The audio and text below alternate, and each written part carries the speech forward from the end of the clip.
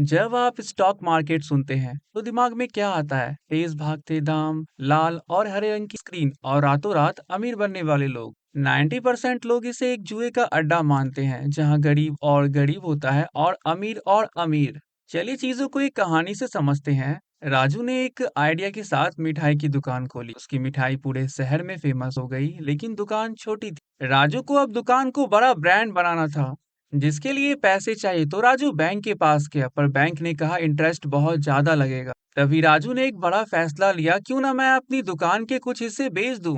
राजू अपनी दुकान की कीमत 10 लाख लगाते हुए उसे 10,000 छोटे छोटे टुकड़ों में बांट देता है, और हर टुकड़े की कीमत रखी जाती है 100 रुपये। अब जब आप 100 रुपये देकर राजू के दुकान का एक छोटा सा टुकड़ा खरीदते हैं तो आप बन जाते हैं उसके पार्टनर, जिसे कहते हैं शेयर होल्डर। और यही टुकड़ा स्टॉक मार्केट में शेयर कहलाता है। लेकिन सवाल ये है, राजू को दुकान के शेयर बेचने के लिए एक बड़ी और भरोसेमंद जगह चाहिए होगी। कोई भी कहीं भी खड़े होकर तो शेयर नहीं बेच सकता। तो इंडिया में ऐसी दो सबसे बड़ी भरोसेमंद बाजार है। पहला बीएससी बॉम्बे स्टॉक एक्सचेंज और दूसरा एनएससी नेशनल स्टॉक एक्सचेंज। यही जो बाजार है उसे ही तो कहते हैं स्टॉक मार्केट या शेयर मार्केट। लेकिन मार्केट में एंटर करने से पहले चौकीदार साहब से मिलना होगा, SEBI securities and exchange board of India.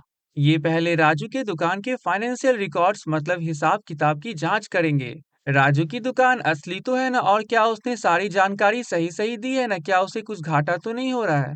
जब चौकीदार साहब सेवी को लगता है कि सब कुछ नियम से हो रहा है, तभी वो राजू को इजाजत देंगे। सेवी की इजाजत मिलते ही राजू की दुकान के शेयर एनएससी बीएससी में प्रवेश कर जाते हैं, जिसे स्टॉक मार्केट की भाषा में लिस्टिंग होना, गेटिंग लिस्टेड कहते हैं। यही वजह है कि यह बाजार जुआ नहीं है। यहाँ हर कंपनी सेबी की निगरानी में होती है, जो आपके पैसे को सुरक्षित रखने का काम करता है। अभी मैंने कहा हर कंपनी, यानी राजू की दुकान की तरह ही टाटा, रिलायंस, एचडीएफसी जैसे हजारों कंपनी, हम दुकान कहेंगे, यहाँ लिस्टेड होती है।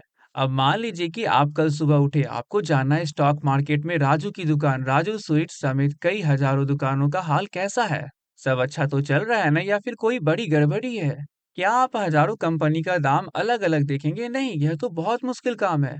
ऐसे में हमारी मदद करता है इंडेक्स। इसे आप थर्मामीटर या स्वास्थ्य कार्ड कह सकते हैं, जो आपको पूरे मार्केट का हाल बताता है। मेजर इंडेक्स दो होते हैं जो आपको बताएंगे बाजार का टेम्परेचर कैसा है।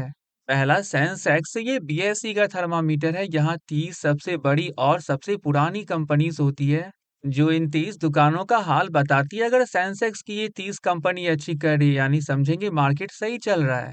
उसी तरह दूसरी इंडेक्स निफ्टी 50 है, ये एनएससी का थर्मामीटर है। यहाँ 50 बड़ी और इफेक्टिव कंपनीज होती है। यह बाजार की सबसे ताकतवर और फैसला लेने वाली दुकानें हैं। इनका असर पूरे बाजार पर सबसे ज्यादा पड़ता है। इससे आप जान जाते हैं कि आपको आज मार्केट में एंटर करना है या थोड़ा वेट करना है। अब एक आखिरी और सबसे जरूरी सवाल, राजू की मिठाई की दुकान तो रोज मिठाई बना रही है, तो उसके शेयर का दाम हर पल ऊपर नीचे क्यों होता है? इसे कहते हैं वोलेटिलिटी। याद रखिए, शेयर का दाम सिर्फ कंपनी के मुनाफे पर नहीं, बल्कि खरीदने और बेचने वालों के फीलिंग्स पर भी डिपेंड करता है। ये बाजार दो महाशक्तियों से चलता है। फर्स्ट, ग्रीड, लालच।